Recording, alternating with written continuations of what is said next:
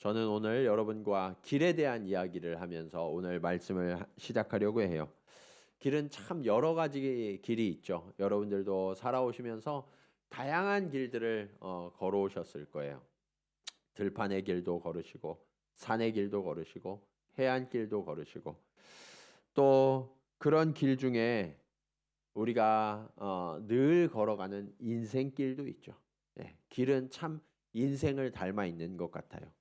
그러다 보니까 그런 인생의 길을 돌아보면서 묵상을 위한 목적으로 만들어진 길들도 요즘 곳곳에서 만들어지고 있고, 사람들이 그 길을 걸으면서 자신의 인생의 의미를 이렇게 되찾는 그런 시간들을 갖고 있는 것 같아요. 그런 길 중에서 대표적인 길이 아마도 스페인의 산티아고 순례길이 아닌가 그렇게 생각이 됩니다. 많은 사람들이 지금도 이 길을 찾았었는데 코로나 때문에 잠시 멈춰져 있긴 하지만 이 길을 걸으면서 자신의 인생의 목적과 의미가 무엇인지를 되찾는 그런 시간을 갖고 있죠. 저도 이 길의 전부는 아니지만 일부를 걸어본 적이 있어요. 산티아고 순례길은 중세 때부터 이용됐는데 다양한 루트가 있거든요. 그중에 대표적인 경로가 이 지도에 있는 까미노 프란세스라는 길이에요. 이 길은 프랑스 남부 국경 마을인 생장 피에드포르에서 시작해서 피레네 산맥을 넘어서 800km의 이 스페인 길을 걸어가는 길입니다. 그 길의 마지막에는 무엇이 있냐면 산티아고 데 콤포스텔라라는 대성당이 있어요. 이 성당에 도착하는 여정인데요.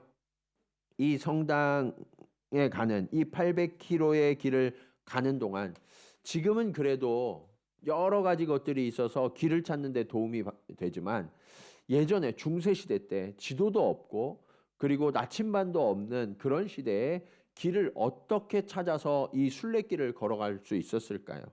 그 비결이 바로 이 지도에도 있는 조개 껍데기예요. 조개 껍데기. 길을 걷다 보면 이런 조개 껍데기 표시가 곳곳마다 되어 있어요. 그래서 내가 지금 가고 있는 길이 바로 가고 있는가? 이 갈림길에서는 어디로 가야 하지? 하면은 또 화살표가 있고, 그래서 그 길을 따라가다 보면 어느덧 이 산티아고 데 콤포스텔라 대성당에 도착하게 됩니다. 여러분, 이처럼 어, 우리의 길을 안내하는 이정표가 있다는 것은 참 고마운 일이죠.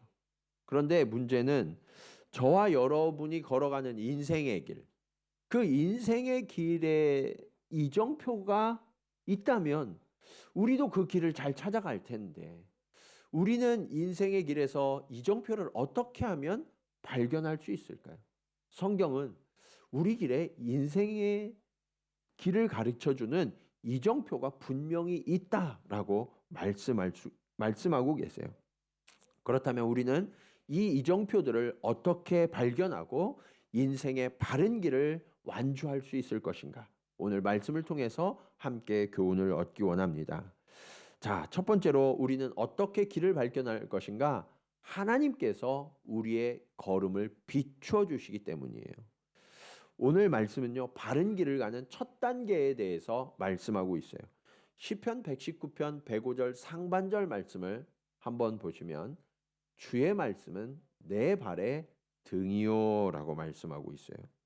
성경은요, 아주 분명하게 우리의 인생의 길을 밝혀주는 등불이 있다라고 말씀하고 있고 그 등불이 뭐라는 거예요? 주의 말씀이다라고 선언하고 있죠. 이 말씀은요, 저와 여러분이 이번 시리즈 그 주의 빛을 따르라라는 이 시리즈 말씀의 첫 번째였던 창세기 1장 3절의 말씀이었던 빛이 있으라라는 말씀에서 시작되는 거예요. 하나님은요, 이 빛이 있으라는 말씀을 통해서 하나님만이 근원적인 빛이시다라고 말씀하셨죠. 그래서 우리 하나님의 형상을 따라 지음받은 인간들이 걸어가는 인생길은 우리를 지으신 그 하나님, 그 빛을 향해서 걸어가는 길이 되어야 한다라는 거예요. 그렇기 때문에 그 근본적인 빛을 향해서 걸어가는 그 과정을 빛이 인도해 주시는데 그 빛의 증거가 무엇이냐? 요한복음 1장 1절로 3절에서 이렇게 말씀하고 있어요. 태초에 말씀이 계시니라 이 말씀이 하나님과 함께 계셨으니 이 말씀은 곧 하나님이시니라. 그가 태초에 하나님과 함께 계셨고 만물이 그로 말미암아 지은 바 되었으니 지은 것이 하나도 그가 없이는 된 것이 없느니라. 이 말씀이신 하나님, 그분이 누구시라는 거예요? 예수 그리스도. 네. 그 예수님께서 우리의 삶에 찾아와 계셨고 항상 말씀으로 우리를 비추어 주고 계셨다라고 성경은 가르쳐 주고 있죠. 그런데 주님께서 우리의 삶을 비추어 주시는 이 빛의 특징이 있어요. 그게 뭐냐? 등불이라는 거죠. 뭐라고요? 등불. 여러분들 등불 아세요? 네. 우리 젊은 청년들은 등불을 아는지 모르겠는데 등불은 심지가 있어요. 그 심지에 기름을 붓고 그 심지에 불을 붙이면 빛이 나는 구조죠. 그런데 이 등불은요, 우리 지금 예배드리는 이 공간을 비추어주는 이 전등빛처럼 밝은가요? 그렇진 않아요. 네. 내 주위만 간신히 밝혀요. 그러다 보니까 자동차 헤드라이트처럼 저 멀리서 저 앞에까지 다 비추어주지도 못해요. 네. 겨우 우리 주위만 간신히 비추어주는 것이 등불이라는 거죠. 그런데 여기에 하나님의 지혜가 담겨 있어요. 그게 뭐냐? 저와 여러분이 말씀의 등불과 멀리 떨어져 있으면 우리의 삶을 제대로 밝힐 수가 없다는 거예요. 네. 말씀의 등불을 가까이 해야만 그 길이 보이는 거죠. 우리가 지난주에 성소의 등불을 밝혀야 하는데 이것을 항상 켜두어야 하는 이유와도 같은 거예요. 혹시 여러분이 인생을 살다가 내가 지금 무엇을 해야 하는가? 나는 어떤 인생을 살아야 하는가? 그것을 잘 몰라서 고민하는 분이 계세요? 우리 젊은 청년들은 아마 그런 고민이 있을 거예요. 그리고 우리 장년들 분들도 남자분들 은퇴하실 때가 이제 얼마 남지 않으신 분들 계신데 내가 은퇴하고 나면 그 다음에 내가 어떤 인생을 살아야 하지? 라고 고민하시는 분들이 참 많으시더라고요.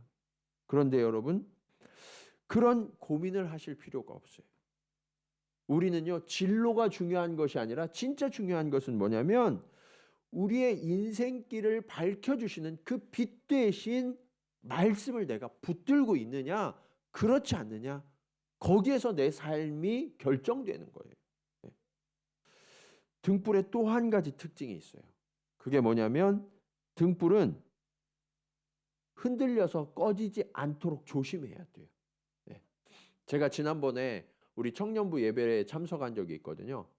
우리 청년부들이 생일 축하를 할 때 케이크를 저 뒤에서 불 붙여가지고 가지고 오더라고요.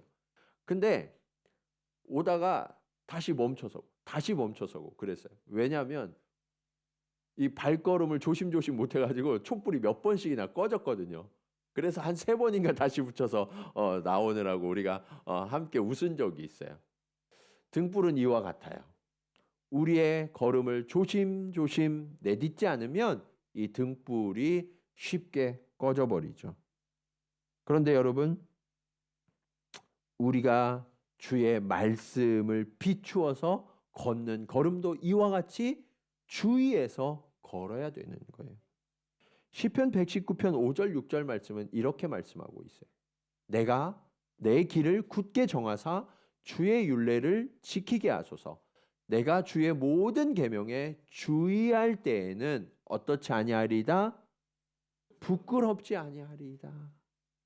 여러분 주의 말씀에 주의하면요 부끄럽지 않는데 주의하지 않으면 부끄러움을 당하게 된다는 거예요. 네. 여러분 우리의 삶이 어떻게 해서 견고해지는가? 주의 율례, 주의 법에 주의 말씀의 불을 환하게 켜서 그 말씀의 빛에 비추어서 조심조심 걸어가면 우리의 걸음이 견고해지는데 그렇지 않으면 어떻게 된대요? 우리의 삶이 부끄러워진다라고 말씀하고 있어요. 여러분 혹시 우리 그동안 말씀을 너무 멀리하고 계신 분은 없으세요? 예. 또 말씀을 듣고 말씀을 대하는데 이 말씀을 듣는 시간이 그냥 의무적으로 와서 내가 그래도 크리스찬이니까 주일날 한 번은 예배 드려야지 그러면서 그렇게 의무적으로 말씀을 대하고 계시는 분은 없으세요? 말씀을 듣기는 듣는데 그래서 고개를 끄덕이긴 끄덕이는데 별 생각 없이 살아가는 분은 없으세요? 그렇다면 우리의 인생을 밝혀주는 등불은 흔들리고 꺼질 수밖에 없어요. 여러분, 오늘 말씀이신 주님은 저와 여러분을 찾아오십니다. 그리고 우리의 문을 두드리고 계세요. 그 주님을 경외함으로 모셔드려야 합니다. 그래서 내 인생을 밝혀야 돼요. 그렇지 않으면 우리는 주님을 존중하는 것이 아니라 주님을 박대하는 자에 불과하는 거예요. 사랑하는 여러분, 이제 주의 말씀의 빛으로 저와 여러분의 걸음을 비추시기 원합니다. 그리고 그 말씀을 따라서 부끄럽지 않은 견고한 걸음을 매일매일 내딛는 저와 여러분 모두가 되시기를 주님의 이름으로 간절히 축원합니다. 자, 그렇다면 그 말씀의 등불로 우리의 발을 비추어 주시는 이유는 뭘까요? 그것이 오늘 말씀의 두 번째 교훈입니다. 하나님은 우리의 길을 가르쳐 주세요. 여러분, 이제 등불로 우리의 주위를 밝혔어요. 그러면 어떻게 해야 되느냐? 그 다음 중요해지는 게 이 등불을 들고 가야 되는데 어디로 가야 하는가라는 거예요. 이것을 바꿔 말하면 인생의 길을 어떻게 가야 하는가? 그러니까 어떻게 살아야 하는가 하는 질문이죠. 이 질문은 인류 역사의 아주 오랜 질문이었어요. 이 질문에 대답하기 위해서 철학자들과 종교가들은 늘 고민을 했죠. 영국의 왕이었던 찰스 2세가 국교회 이외의 모든 종교를 탄압하던 시절이 있었어요. 그때 한 침례교 전도자였던 존 버년이 있었는데 그는 복음에 불타서 설교하다가 그만 감옥에 갇히게 됩니다. 설교한 죄로 감옥에 갇혔어요. 그런데 얼마의 형을 살았냐? 12년. 12년 동안 감옥에 갇혀서 늘 주님께 기도하다가 주님이 가르쳐 주신 것이 있었어요. 그래서 그때 그가 책을 썼는데 그 책이 바로 성경 다음으로 많이 읽힌 철로 역정이라는 책이에요. 그 책의 주인공이 이렇게 인생을 평가합니다. 살면 살수록 내 인생의 짐이 점점점 무거워진다. 이 무거운 짐 때문에 고통 속에서 절망하고 있는데 아무도 그를 알아주지 않는 거예요. 그런데 그의 고통과 아픔을 알아보는 한 사람이 찾아왔어요. 그의 이름이 바로 전도자였어요. 그 전도자는 이제 이 주인공이 길을 떠나야 된다고 이야기해요. 이 길을 가야 되는데 그러면 어떻게 가야 합니까? 라고 이야기할 때 이 전도자가 이렇게 이야기합니다. 저 멀리에 등불이 보이십니까? 그 불빛에서 절대로 눈을 떼지 말고 끝까지 걸어가야 합니다. 그 말씀이 오늘 본문의 말씀에서 기초하는 거예요. 시편 119편 105절 하반절 말씀 우리 같이 한번 읽어볼까요? 자, 시작. 주의 말씀이 등불이었는데요. 그 등불을 가지고 뭘 하냐면 내 길에 빛을 비추면서 걸어가야 된다는 거예요. 우리가 말씀을 깨달으면 그때부터 깨달아지는 게 있어요. 그게 뭐냐?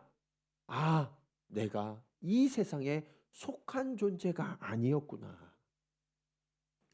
그렇다면 우리가 그동안 속았던 것을 알게 되는 거예요.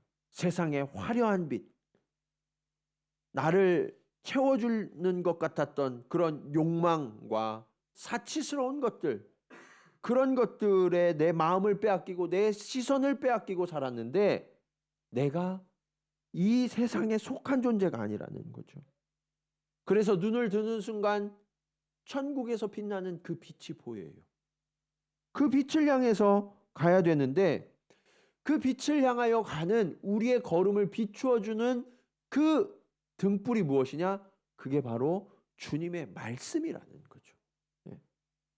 그래서 여러분, 그 주님의 말씀이 우리에게 있느냐 없느냐에 따라서 우리의 삶의 질이 완전히 달라지게 되는 거예요. 말씀의 빛이 없으면 세상에 화려해 보이는 것, 사치스러운 것, 이것이 진짜인 줄 알고 거기에 마음을 빼앗겨서 그렇게 욕망을 따라 사는 삶을 살게 돼요. 허황된 삶을 살다가 거기에 완전히 빠져들게 되면 고난을 당하게 돼요. 인생은 무겁거든요. 그리고 그 인생의 결과가 어떻게 되느냐? 92절에 이렇게 말씀하고 있어요. 주의 법이 나의 즐거움이 되지 아니하였다면 내가 고난 중에 어떻게 하였으리라? 멸망하였으리라. 주의 법을 즐거워하지 않으면요, 우리의 인생길은 결국 멸망을 향하여서 치닫게 되는 것에 불과하다라고 말씀하고 계시는 거예요. 여러분, 어둠에 갇히면 좌우가 분간이 안 돼요. 어느 것이 바른 길인지 알지 못해요. 그래서 세상의 빛에 우리의 눈을 빼앗기고 우리의 마음을 빼앗겨서 그 길로 가는 거예요. 여러분, 그 길의 결국은 멸망이라고 말씀하시죠. 그렇다면 반대로 주의 말씀을 즐거워하고 주의 말씀이 비추시는 그 빛을 향해서 걸어가는 사람들에게는 어떤 일이 일어날까요? 93절, 94절 말씀입니다. 내가 주의 법도들을 영원히 잊지 아니하오니 주께서 이것들 때문에 나를 살게 하심이니이다.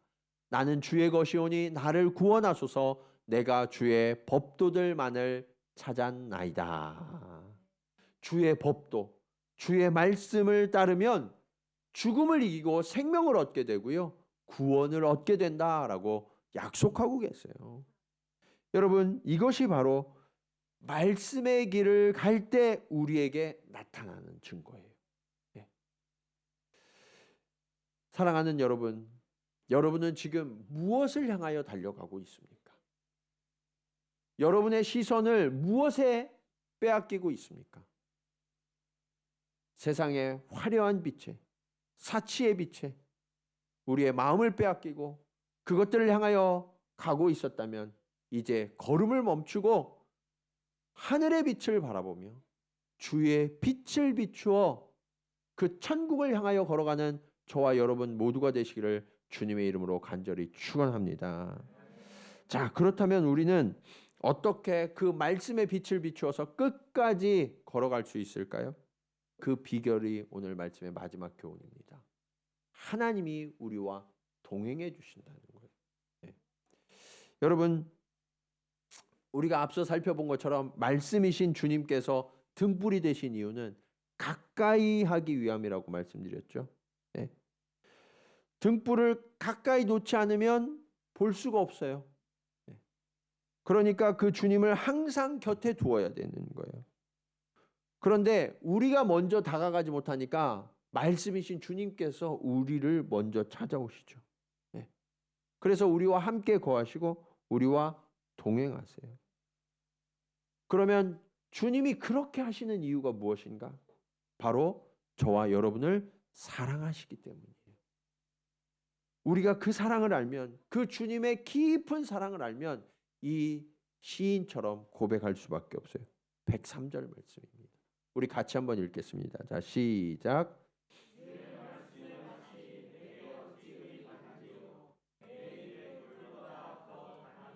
아멘. 여러분, 주의 말씀의 맛이 이렇게 달게 느껴진 적이 있으신가요?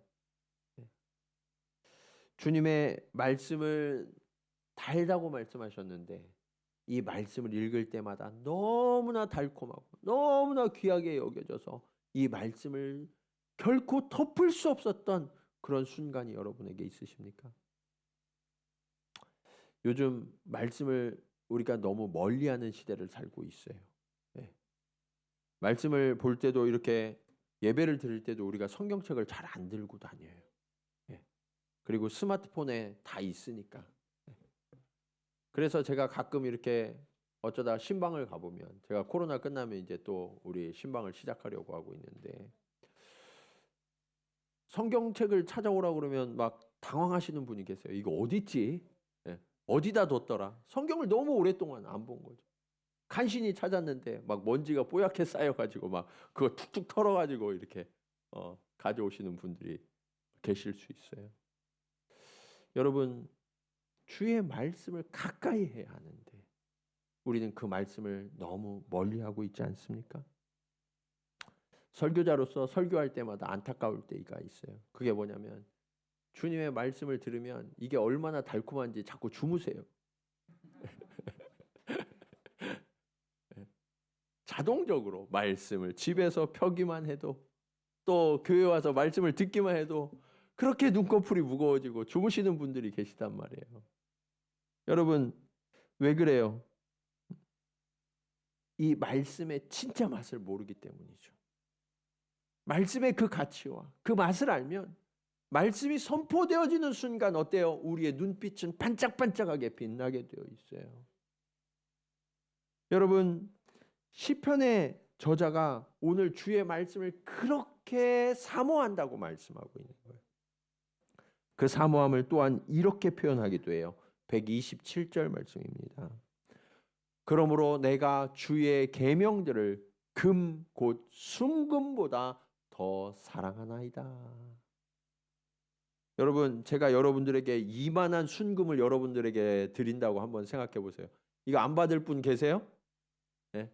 혹시 나 안 주면 어떻게 하나, 그런 마음 다 품으실걸요. 네.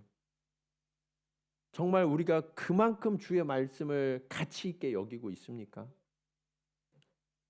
세상 사람들은요, 너나 할 것 없이 금을 사랑해요. 돈을 사랑하죠. 돈은 인류 역사상 가장 강력한 우상으로 우리를 하나님으로부터 멀어지게 하는 이유가 되고 있어요. 돈은 중요하죠. 믿는 사람에게도 돈은 중요해요. 꼭 필요하거든요. 그런데 돈을 사랑해서는 안 돼요. 성경은 돈을 사랑함이 일만하게 뿌리라고 말씀하고 있어요. 왜냐하면 돈을 사랑하게 되면 그 주인 되신 하나님을 사랑할 수 없기 때문에 그렇습니다.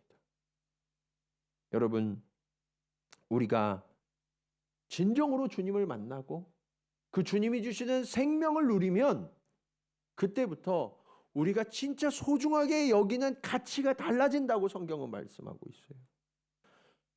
금보다 주의 말씀을 더 사랑하는 것, 이것이 바로 주의 자녀됨의 증거라는 거예요. 그렇게 주님을 사랑하면요, 주님과 함께하고 싶죠. 그 함께하는 시간도 너무너무 아까우니까 어때요? 어디를 가도 그 주님과 동행하고 싶어져요. 이것이 말씀과 동행하는 삶이에요. 그렇게 시편의 저자는 주님의 말씀의 등으로 우리의 삶을 비춰주시고 또 가르쳐 주시는 길을 걸어가겠다고 고백하고 있는 거예요. 세상 사람들은요, 어떻게 주님과 동행합니까? 라고 물어요. 그러나 여러분, 성경은 분명하게 말씀하고 계세요.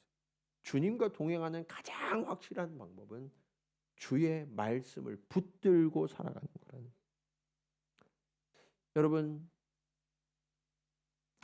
그런데 우리가 가끔 주님과 동행한다고 그러면 그것은 어떤 경건한 사람이나 특별한 사람들만 하는 거 아닌가요? 이렇게 질문하시는 분들이 계세요.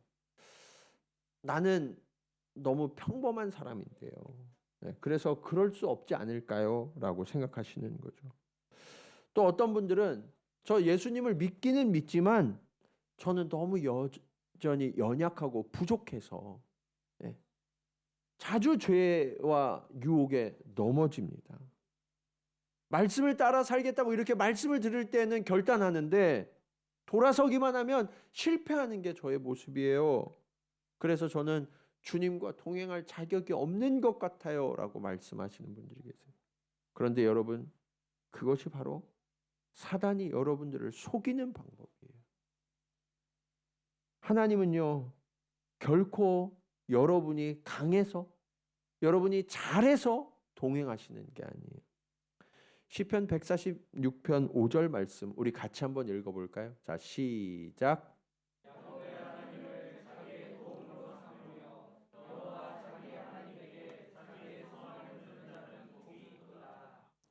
여러분, 여기에 보면 야곱의 하나님을 부르시죠. 야곱의 하나님. 이게 굉장히 중요해요. 왜냐하면 하나님께서 야곱의 이름을 바꾸어 주셨어요. 야곱의 이름의 뜻이 뭐예요? 예? 속이는 자, 사기꾼, 뒤꿈치 잡는 자, 그러니까 남의 발목 잡는 자, 이런 얘기예요. 예. 이 이름이 결코 좋은 이름이 되지 못하죠. 그래서 하나님께서 야곱의 이름을 뭘로 바꿔주셨어요? 이스라엘. 그 뜻이 뭐예요? 하나님과 겨루어 이긴 자라는 아주 놀라운 이름을 그에게 주셨죠. 그런데 오늘 하나님은요, 이스라엘의 하나님이 되어주시겠다고 하신 것이 아니라 누구의 하나님 되시겠다는 거예요? 야곱의 하나님. 그 얘기는 뭐냐면 내가 하나님 만나고 하나님 따르겠다고 했는데 여전히 이스라엘 되지 못하고 야곱의 인생을 살고 있다는 거예요. 내가 말씀을 듣기는 들었는데 그 약속을 제대로 붙들지 못해서 속이는 자로 여전히 살아가고 있다는 거예요. 여전히 남들 발목 잡고 그렇게 다른 사람들이 잘 되는 것을 시기하는 그런 삶을 살고 있다는 거예요. 하나님의 뜻과 하나님의 약속을 따르는 삶이 아니라 나의 성격과 성질대로 내가 이 인생을 여전히 살아가고 있다는 거예요. 그런데 여러분, 그런 야곱의 하나님 되시겠다고 약속하고 계세요. 하나님을 구하기만 하면 하나님은 주저하지 않고 다가오셔서 우리를 도와주시겠다고 약속하시죠. 여러분, 이 하나님이 바로 오늘도 넘어지고 오늘도 패배하고 연약한 삶을 살아가는 저와 여러분에게 약속의 말씀이 되고 있는 거예요. 이때 딱 한 가지 중요한 게 있어요. 그게 뭐냐?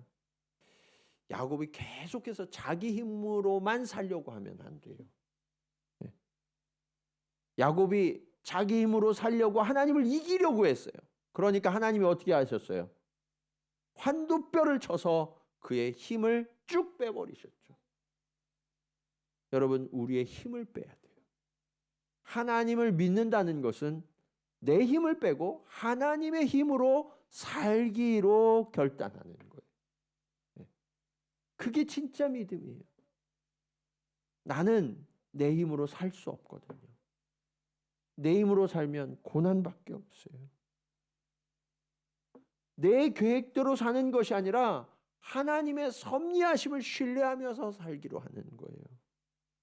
그러면 그런 야곱과 같은 우리를 하나님은 불쌍히 여기셔서 찾아와 주시고 구원해 주시는 은혜의 하나님이심을 믿으시기 바랍니다.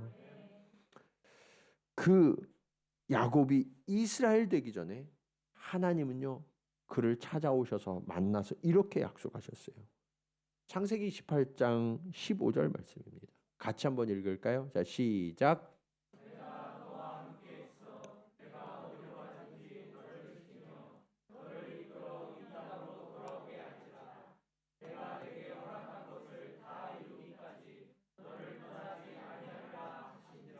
아멘. 이게요, 하나님을 만나기 전에, 이스라엘 되기 전에 야곱에게 주신 약속이에요. 예. 야곱은요, 그의 이름처럼 아버지를 속였어요. 형을 속였어요. 그렇게 축복을 받으면 그 축복이 내게 될 줄 알았는데 어떻게 됐어요? 내 생명이 위태로워졌어요. 그래서 그 집에 머물지도 못하고 쫓겨나고 있는 거예요. 자기 자신도 속고 말았던 거예요. 여러분, 그렇게 집을 도망쳐서 잠도 자지 못하고 사흘 밤낮을 달려서 그가 엎드려져 쓰러져 자고 있었어요. 그때 하나님이 찾아오십니다. 여러분, 그는요 욕심이 너무 많은 사람이에요. 형제를 질투해서 속이는 사람이었어요. 하나님의 약속을 받았음에도 그게 너무너무 내가 그냥 빨리 갖고 싶어서 성급해서 하나님의 약속을 기다릴 줄 모르는 사람이었어요. 하나님의 약속을 받을 만한 그릇이 되지 않던 그런 야곱이었다니까요. 스스로 복을 차버리고 도망친 사람이에요.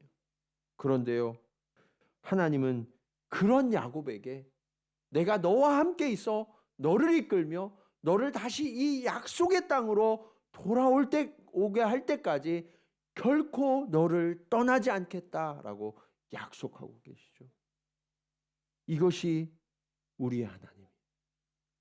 하나님은 그 약속을 이루어 주셨어요. 그래서 우리는 그 하나님을 사랑할 수밖에 없고요. 그 하나님의 약속의 말씀을 소망으로 품을 수밖에 없는 거예요. 제가 서론에서 산티아고 순례길을 걸었던 이야기를 나눴잖아요. 그곳이 의미가 있는 이유는 예수님의 제자였던 야고보가 주님께서 땅끝까지 이르러 내 증인이 되라고 복음을 전하는 자가 되라고 명령하시는 그 명령을 듣고 그 땅끝 스페인까지 가서 복음을 전하다가 순교한 곳이라는 거예요. 그래서 제가 가서 그곳에 성당의 사진을 한번 이렇게 봤어요. 나중에 여러분들도 가시면 한번 보세요. 한번 보여주세요. 네. 이 산티아고 데 콤포스텔라라는 이 산티아고 순례길의 마지막에 여러분들이 볼 수 있는 성당의 모습이에요. 그런데 제게 이상한 일이 연속해서 일어났어요. 그 전에는 이런 곳을 가본 적이 없었거든요. 그런데 그 해에 하나님께서 저를 인도하신 곳이 있는데 어디였냐면 아시아의 인도 남부의 첸나이에 있는 도마교회를 방문하게 하셨어요. 여기는 예수님을 내가 직접 만져보지 않고는 예수님의 그 못자국과 그 창자국 난 허리에 내 손을 넣어보지 않고는 그 주님의 부활하심을 믿을 수 없다고 부인했던 이 도마가 부활하신 예수님을 만나서 그 주님 앞에 나의 주 나의 하나님이여 그렇게 고백했던 그 고백이 이 교회의 머리말레에 쓰여 있어요. 도마는 주님의 명령을 따라서 제자들 중에서 가장 멀리까지 나아갔던 사람입니다. 인도의 그 정말 하나님을 전혀 알지 못하고 부인하던 그 우상들이 가득 넘쳐나던 그 땅에 가서 주님을 증거하다가 창에 찔려서 순교한 곳이 바로 이 성 토마스 성당이 있는 곳이에요. 그리고 그 다음 해에 하나님께서 저의 발걸음을 인도하신 곳이 있는데 그곳은 이탈리아 북부에 있는 베네치아 산마르코 성당입니다. 베네치아에 가시면 아주 유명한 건물이에요. 이곳은 마가가 제자는 아니었지만 그는 예수님을 믿고 따르고 있었고 그리고 성령을 받은 이후에 바울과 함께 전도의 행렬에 따라 나섰죠. 인간의 욕심 때문에 그는 중간에 포기하고 돌아올 수밖에 없었어요. 그러나 주의 사랑으로 다시 회복되어서 그는 베드로 사도의 가장 신실한 제자가 되었고 베드로 사도가 들려주는 그 이야기를 잘 기록해서 최초의 복음서인 마가복음을 그가 기록했죠. 예수님께서 나의 증인이 되라고 하셨던 그 명령에 따라서 가장 적진 한가운데라고 볼 수 있는 로마 그곳에 들어가서 그 이탈리아 북부의 베네치아에 가서 복음을 전하다가 그곳에서 순교했어요. 사실 제가 이곳을 1년 정도의 시간 안에 3곳을 방문하게 됐는데, 처음 2곳을 방문할 때까지만 해도 그냥 그런 곳이구나, 그런 의미가 있구나 하고 생각을 했어요. 그런데 이 산마르코 성당을 방문하기 바로 직전에 제가 한 가지 제의를 듣게 됩니다. 그게 뭐냐면 바로 동경지구촌교회에서 저를 청빙한다는 소식이었어요. 그때 저는 어떻게 해야 할지, 어디로 가는 것이 과연 주님이 이끄시는 길인지를 질문하고 있었습니다. 그런데 이 세 제자가 걸어갔던 그 길, 그리고 그들이 삶을 들여서 하나님 앞에 전적으로 내어드렸던 그 현장을 바라보면서 주님의 부르심이 바로 이것이라는 것을 확신하게 되었어요. 그래서 저는 5년 전 이곳으로 오게 되었고, 오늘 여러분들과 함께 예배를 드리고 있는 거예요. 여러분, 우리는 날마다 주의 부르심을 받고 인도함을 받는 사람들입니다. 그런데 세상의 소리에 귀를 기울이고 그 소리를 따라가면 우리는 길을 잃게 돼요. 그러나 주님이 부르시는 그 음성을 듣고 우리가 따라가게 되면 우리는 날마다 빛을 발견하게 되고 그 빛을 향해서 나아가게 되는 거예요. 오늘 여러분은 어떤 길을 걷고 계십니까? 말씀이신 주님의 명령에 순종하는 그 빛을 비추는 길을 걷고 계십니까? 아니면 아직도 어디로 가야 하는지 몰라서 그렇게 헤매고 계십니까? 바라기는 오늘 함께 예배 드리시는 모든 분들이 주님의 말씀의 빛에 비추어져서 그 삶의 경로가 명확해지기를 축복합니다.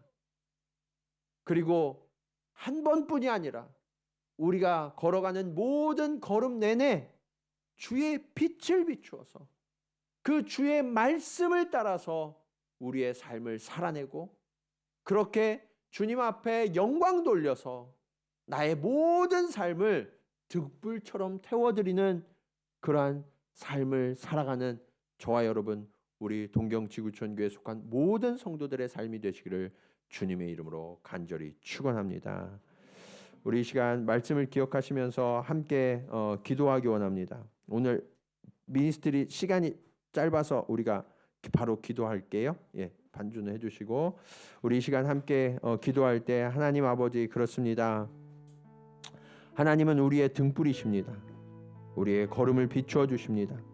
주님, 무엇보다 주의 말씀이 우리의 등불이 된다고 말씀하셨음을 우리가 기억합니다.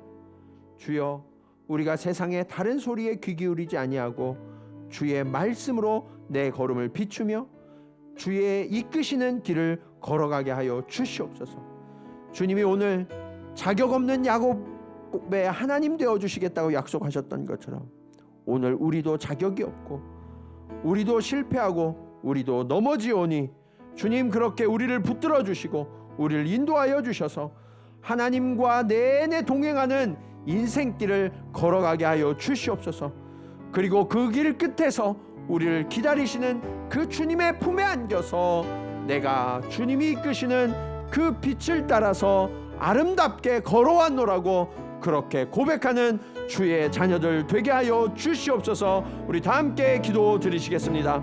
할렐루야. 아버지 하나님, 은혜를 감사합니다. 아버지 하나님, 오늘 주님의 사랑과 은혜로 우리를 이끌어 주시니 감사합니다. 아버지 하나님, 우리는 자격이 없고 아버지 하나님, 우리는 어둠 가운데 헤매며 아버지 하나님, 어둠의 빛에 이끌려서 아버지 하나님, 세상의 화려함과 세상의 사치에 이끌려서 그렇게 우리의 삶을 내어주고 아버지 하나님, 그렇게 잠깐 우리에게 비추다가 꺼져가는 그런 불빛들을 갈구하면서 살아가는 삶이었다면 주님 이제는 영원한 빛, 꺼지지 않는 빛을 향하여 나아가는 주의 자녀들 되게 하여 주시옵소서. 아버지 하나님, 우리들이 걸어가는 이 길에 아버지 하나님 주의 말씀의 빛을 밝혀주셔서 아버지 하나님 날마다 그 이끄시는 그 걸음을 걸어갈 수 있도록 주여 인도하여 주시옵소서. 무엇보다도 주님 그 말씀을 가까이 하는 주의 자녀들 되기 원합니다. 아버지 하나님 그 말씀의 빛을 사모하여서 아버지 하나님 우리가 주의하여서 우리의 말씀이 유혹에 넘어지지 아니하고 견고하게 아버지 하나님 날마다 주님과 동행하는 주의 자녀들 되게 하여 주시옵소서. 오늘도 우리 속사람이 날마다 우리를 야곱의 모습으로 이끌어가는 것을 주님 고백하며 회개합니다.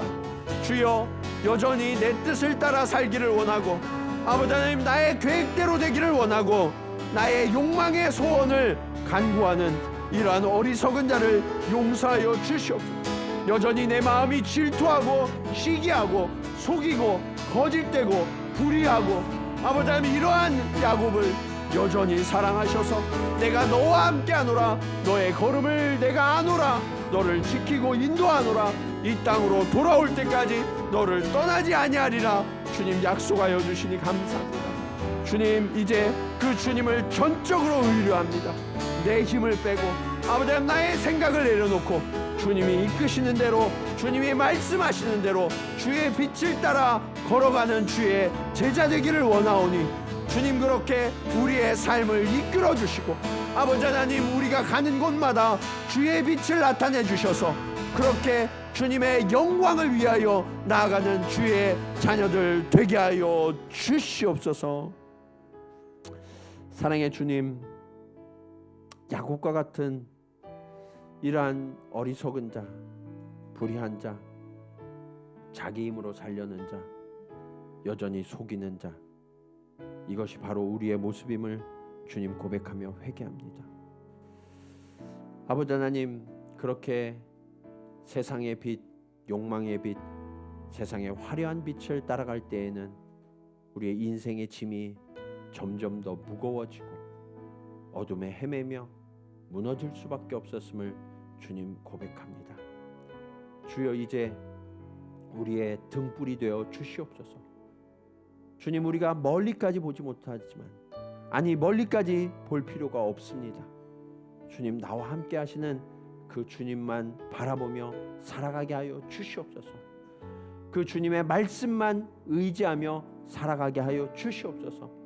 우리와 동행하시는 그 하나님의 약속만 신뢰하며 살아가게 하여 주시옵소서. 그래야 해서 주님 내가 이루고자 했던 그러한 삶이 아니라 하나님이 이끄시는 삶을 살아가게 하시고 내가 높아지려는 삶이 아니라 하나님이 영광 받으시는 삶을 살아갈 수 있도록 주님 우리의 걸음을 인도하여 주시옵소서. 이제는 빛 대신 예수 그리스도의 은혜와 아버지 하나님의 크신 사랑하심과 성령님의 감화감동 교통하심이 오늘 말씀을 따라 세상의 헛된 것을 내어버리고 이제는 영원한 빛 대신 예수 그리스도 그분을 향하여 말씀의 등불을 켜고 날마다 믿음의 길, 이 천성을 향한 순례의 길을 걸어가기로 결단한 사랑하는 성도들의 걸음걸음 위에 그들이 이루어갈 아름다운 순례의 여정 가운데 이제로부터 영원토록 함께 하시기를 간절히 축원하옵나이다. 아멘.